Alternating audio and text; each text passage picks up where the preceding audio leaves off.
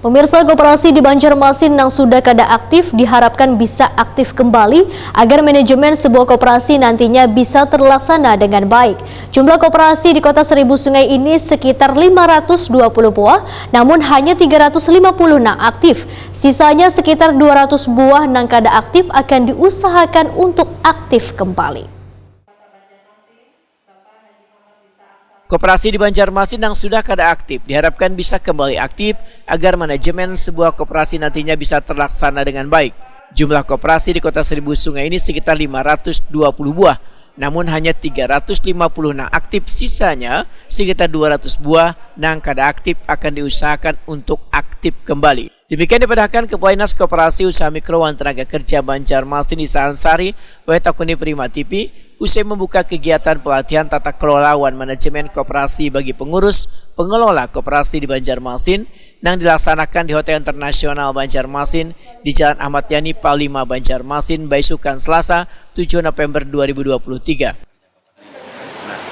Salah satu ketidakaktifan koperasi itu kebanyakannya ditinggal oleh pengurus, dan mereka mungkin dalam mengelola sebuah koperasi sudah banyak ditinggal oleh pengurusnya dan tidak bisa lagi yang melaksanakan namanya rapat anggota tahunan, sehingga ini memberikan dampak juga yang luas bagi pengembangan kami untuk memanajemeni bagaimana koperasi-koperasi ini bisa terus aktif. Pemahaman warga tentang koperasi sendiri Pak sampai di mana? Sebenarnya keinginan warga untuk berkoperasi sekarang sudah cukup bagus di Kota Banjarmasin. Cuma untuk pengelolaan yang perlu kita tingkatkan, sehingga keaktifan ini jumlah koperasi yang aktif itu bisa lebih meningkat lagi.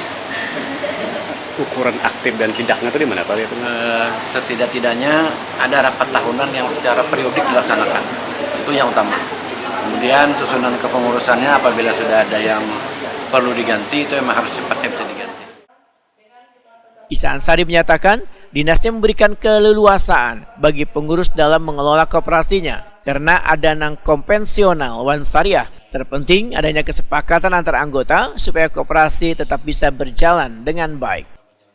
Konvensional, ada yang konvensional syariah, dan kita memberikan keleluasaan bagi seluruh anggota apakah mereka memilih berkoperasi secara konvensional ataupun syariah.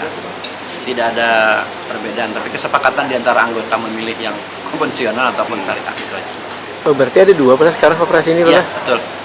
Dan semuanya kita rangkul untuk bisa kita pada aspek fasilitasi sebuah koperasi. Terserah modelnya koperasi apa gitu yang dipilih. Isa Ansari memadahkan koperasi di Banjarmasin dan pengelolaannya secara syariah sebanyak 3 buah karena pemahaman warga terkait koperasi syariah masih belum banyak.